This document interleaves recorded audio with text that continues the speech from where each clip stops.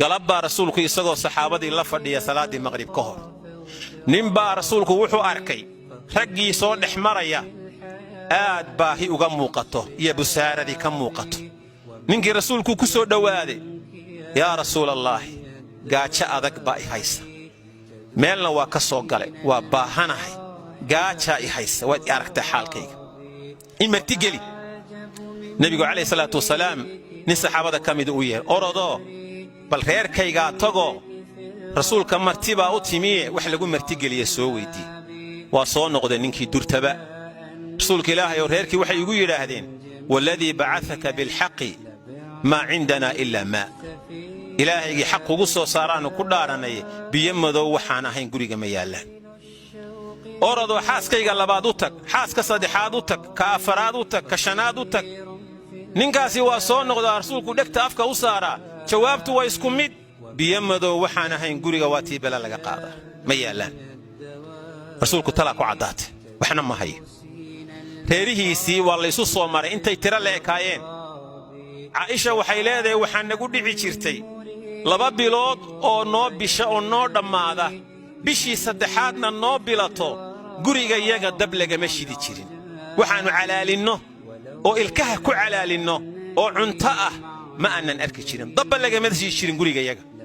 inanay habaryar u taho curwo la yidhaahdaa ku yidhi hooya maxaad ku noolaydeen labada madmadow baannu ku nooleen biyo iyo timir marmarka qaarkoodna reer nala jaaro ansaara oo neef marabiya haystay ayaa rasuulka marba xoogaa caanaa u keeni jiray u kabkabado calayhi salaatu wasalaam saxaabadii buu la hadlay marka waryaa ninkaa ii martigelinaya nin baa yidhi anaa martigelinaya rasuulka ilaahay abuu talxa zayd ibnu sahl alansaari waa dhaqaaqay wuxuu u tegey xaaskiisii dhegayso marti culus baa inoo joogta saasaa galabta dhacday ninkaa martida abaa jooga maxaad haysaa wallaahi wax kale ma hayo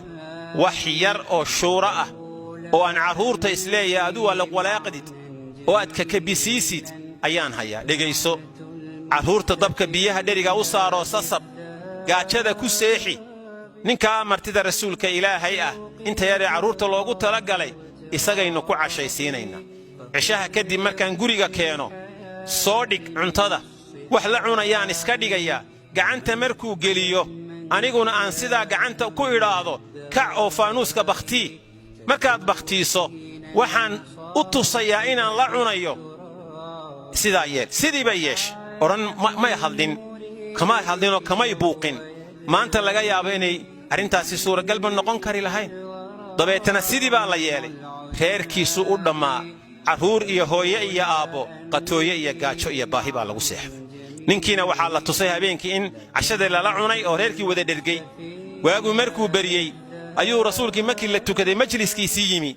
rasuulkii baa saa u soo eegay mase rasuulka wejigiisu waa widhwidhayaa farxad iyo waxaa ka muuqataa dhalaal iyo qurux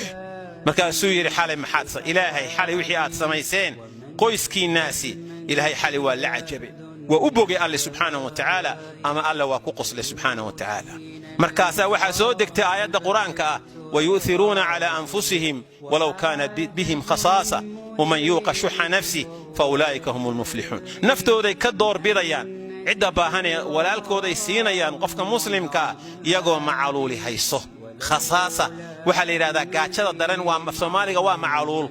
gaajo iyo macaluul luqadda soomaaliga farqi baa u dhexeeya macaluushaa sii daran iyagoo macaluuli hayso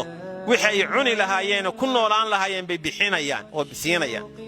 waman yuuqa shuxa nafsihi qofka naftiisa dhabcaalnimadeeda laga ilaaliyo waa liibaanin baa alla yidhi subxaanahu wa tacaala